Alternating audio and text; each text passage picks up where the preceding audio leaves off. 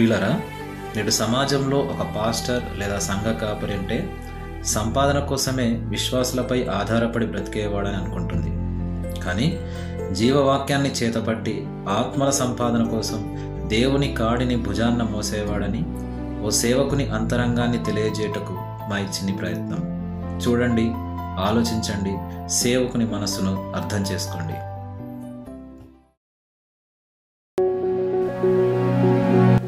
జంట నగరాల pastors association ఆధ్వర్యంలో ఉత్తమ చర్చికి కాపరి అవార్డు ప్రధానోత్సవ కార్యక్రమానికి విచ్చేసిన కాపర్లందరికీ మా హృదయపూర్వక వందనాలు.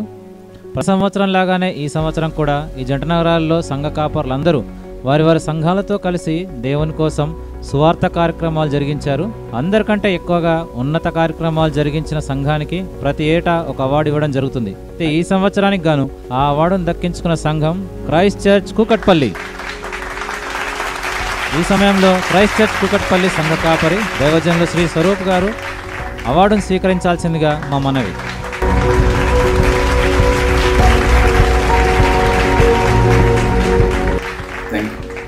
అదేవిధంగా షాల్వాతో కూడా ఆయనను గౌరవించాల్సిందిగా మనవి.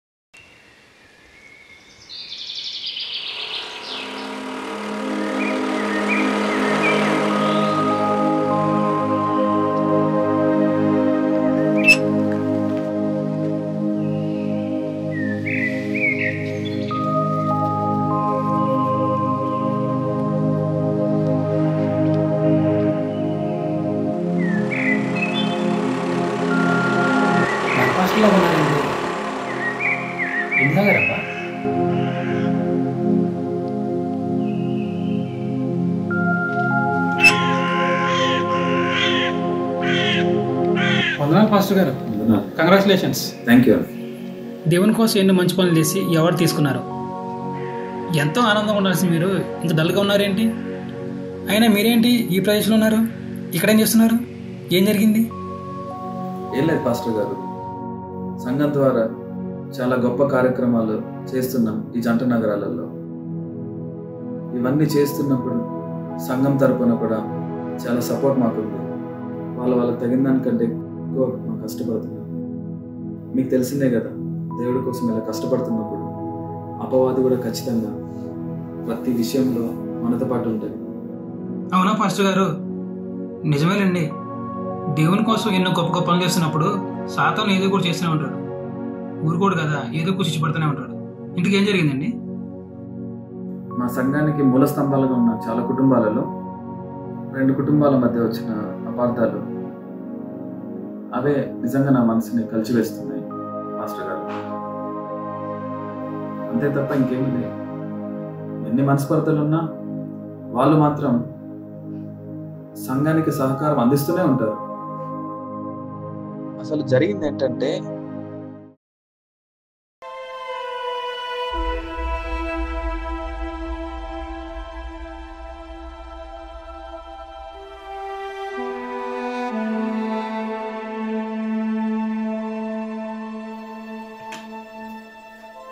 తీసుకోండి టీ. ఏమండి, అమ్మాయి పెళ్ళికి డబ్బులు ఫిక్స్డ్ డిపాజిట్ చేస్తాం కదా, బ్యాంకుకి వెళ్ళి తీసుకొస్తానన్నారు. తీసుకొచ్చారా? లేదమ్మా, బ్యాంక్ మేనేజర్ సడన్గా హార్ట్ అటాక్తో చనిపోయాడు.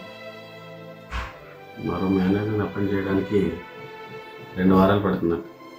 ఆ తర్వాత రమ్మన్నారు. అయ్యో, ఇలా జరిగింది ఏంటండి? ఇప్పుడు ఏం చేద్దాం? మరి వారం రోజుల్లో పెళ్ళి ఉంది కదా. అది అర్థం కావట్లేదు. ఎంత అమౌంట్ ఇస్తారు? ఏమండి, ఒక పని చేద్దామా? మన సంఘంలోనే మీకు బాగా మంచిగా స్నేహంగా హృదయం గారు ఉన్నారు కదా, అందరికీ సహాయం కూడా చేస్తుంటారు కదా.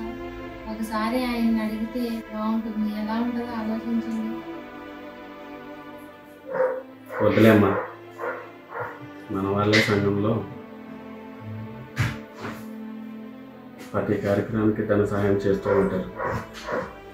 దేవుని కోసం కాకుండా మన కార్యానికి అడగడం సభం కాదు. అది కాదండి, నేనేమీ అప్పుగా అడగట్లేదు కదండి. బ్యాంకులో ఇలా జరిగింది కాబట్టి ఒక 15 రోజుల్లో తిరిగి ఇచ్చేద్దాం, చెప్దాం. మన ఇబ్బంది పరిస్థితిని అర్థం చేసుకుంటారు కదా, వాక్యం తెలిసిన వారు కదా. మనం ఎవరిని మోసం చేయట్లేదు కదండి. ఒకసారి అడగండి. మన అమ్మాయి వివాహం కదండి. సరే, ఫోన్ చేస్తా.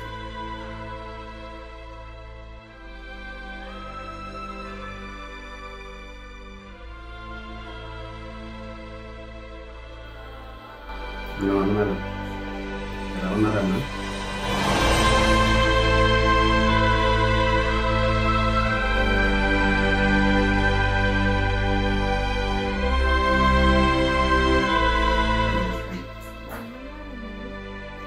లేవన్నారా?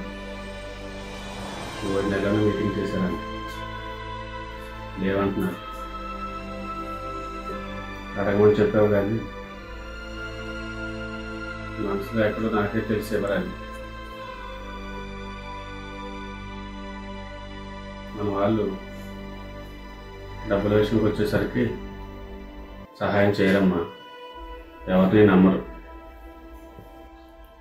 అన్నయ్య వందనాలు. వందనాలు. బాగున్నారా? వందనాలు అన్నయ్య. అక్క వందనాలు అక్క. కూర్చోండి. ఏ అన్న అలా ఉన్నారేంటి? ఏముంటా మూడు పెళ్ళి కదా, రూపాయలు డబ్బులు అడిగాను. ఏం లేదు చెప్పండి. అయ్యో, పోయి ఆయన్ని అడిగారా? మళ్ళీ ఆయనకి ఎందుకు ఫోన్ చేశారన్నా? మన వాళ్ళు చెప్పడానికే తప్పితే డబ్బులు సాయం చేయడానికి ముందుకు రారన్నా. రూపాయి అన్న దగ్గర అయితే చాలా డబ్బులు ఉంటాయన్న. ఇవ్వాలనుకుంటే ఇవ్వచ్చు, కానీ లేవండి.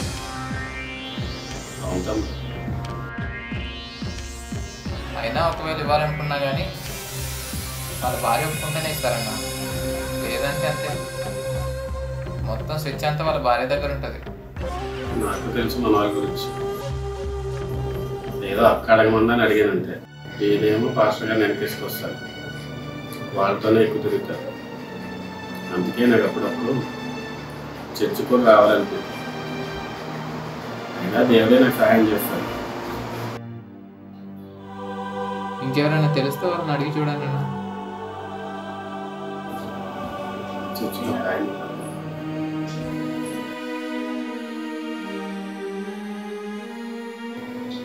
హలో అన్నా, అదే కొద్ది పిల్ల పెళ్ళి ఉంది, కొద్ది డబ్బులు కావాలన్నా. చూసావా, మన వాళ్ళకంటే బయట వాళ్ళే నయ్యం. ప్రేమ అంటే వాళ్ళ దగ్గరే ఉంటుంది, మన వాళ్ళు కేవలం మాటలకే. అందుకే నాకు ఈ చర్చికి రావాలంటే కూడా అంతగా ఇష్టం లేదు. నా పక్క బలవంతంతో వస్తున్నా. ఇప్పటికే తెలిసిందమ్మా.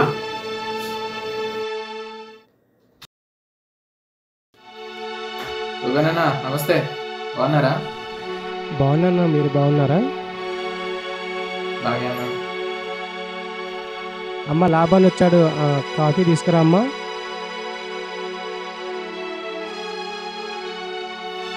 సంఘంలో పరిస్థితులు ఎలా ఉన్నాయి తమ్ముడు?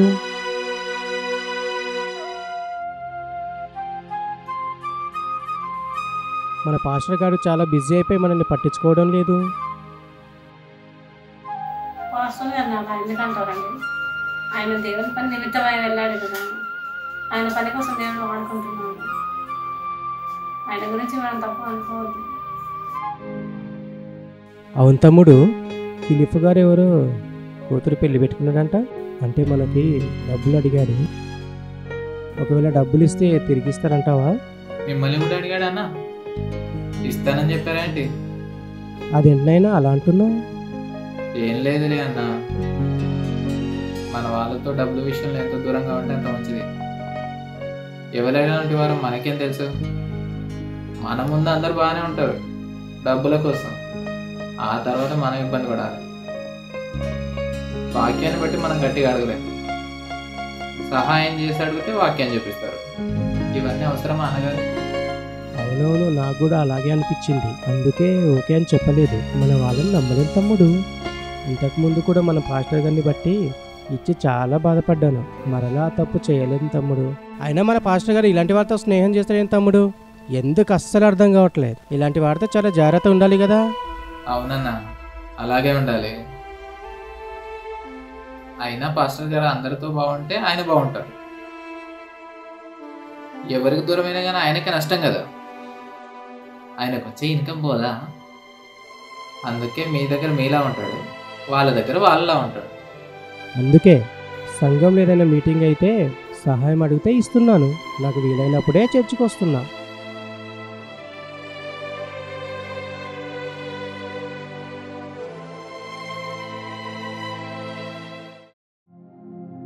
ఇలా కుటుంబాల మధ్య మనస్పర్ధలతో వాళ్ళు నామకార్థంగా చర్చకు వస్తూ ఏదో ఉన్నామంటే ఉన్నట్టుగా వ్యవహరిస్తుంటే నాకు కొంచెం ఆనందంగా లేదు.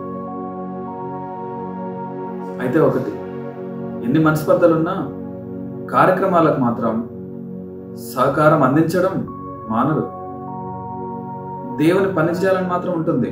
కానీ ఒకరిపై ఒకరికి చిన్న మనస్పర్ధలు అవన్నీ దూరం చేయాలనే ప్రేమ, ఓర్పు కలిగి ఉండాలని ఎన్నోసార్లు ప్రసంగాలలో చెప్పినా వారికి ఆ ప్రసంగాలు అర్థమవుతున్నా మా గురించి చెప్పాడని, మమ్మల్ని టార్గెట్ చేశారని అపార్థం చేసుకుని దగ్గరగా ఉండలేక, సంఘానికి దూరం పోలేక అలా ఉండిపోతున్నారు.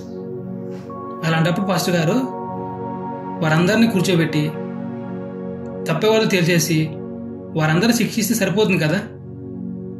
తప్పు చేసిన వారందరినీ సంఘం నుంచి వెళ్ళగొట్టేసేయాలి. అప్పుడే వారందరికీ బుద్ధి వస్తుంది. మాస్టర్ గారు, తప్పెవరిదో అని ఇద్దరిని కూర్చోబెడితే వివాదం ఎక్కువ అవుతుంది తప్ప సర్దుకునే పరిస్థితి కాదు. ఎందుకంటే వాక్యం విన్నా మారని వాళ్ళు కూర్చోబెడితే ఎలా నింటారు? ఒకవేళ అలా తగ్గించుకుంటే ఇక్కడి వరకు వచ్చేది కాదు. తప్పు చేసిన వాళ్ళని సంఘంలో నుండి వెళ్ళగొట్టడానికి నేనెవరిని? దేవుడు చేర్చాడు కదా, ప్రభువే నిలబెడతాడు. అలా అని వాళ్ళు నిలబడడానికి అవసరమైన మాటలు వాక్యంలోనే చెప్పడమే నా బాధ్యత. వాళ్ళ కోసం నేను తగ్గించుకున్నాను. వాళ్ళు నన్ను అపార్థం చేసుకున్నా భరిస్తాను, దూషించినా సహిస్తాను, బాధ పెట్టినా ప్రేమిస్తాను తప్ప వారికి మాత్రం సంఘానికి, దేవుని పనికి దూరం చేయను. అదే ప్రభు వాక్యం నాకు నేర్పింది. ఆ వాక్యాన్ని బట్టే నేను ప్రభువును అనుసరిస్తూ నా వాళ్ళందరినీ కాపాడుకుంటున్నా. యేసు చేసిన ప్రార్థన మనకు తెలుసు కదా. యోహాను సువార్త 17:21లో వాక్యం వలననే అందరి మధ్య ఐక్యత కలుగుతుందని వాక్యం చెప్తుంది కదా. ఆ వాక్యం ద్వారానే వాళ్ళందరినీ మరలా ఏకం చేసి ఇంకా ఉన్నతంగా దేవుని కోసం పనిచేయటకు నా జీవిత లక్ష్యం. నా సంఘాన్ని నేను ప్రేమిస్తాను. ఎవరిని నేను పోగొట్టుకోలేను, ఎవరిని దూరం చేసుకోలేను. వారంతా నా వాళ్ళు. సంఘం అంతా నా కుటుంబం. నిజంగా పాస్టర్ గారు, మీరు ఈ అవార్డు గెలుచుకోవడానికి 100% అర్హులు. ఎందుకంటే సంఘంలో నుంచి ఎవరు బయటికి వెళ్ళిపోకూడదని, అందరూ కలిసి ఉండాలని గొప్పగా పనిచేసి సంఘాన్ని నిలబెట్టుకున్నారు. కాబట్టే మీకు ఈ అవార్డు రావడం జరిగింది. కంగ్రాచులేషన్స్. Thank you.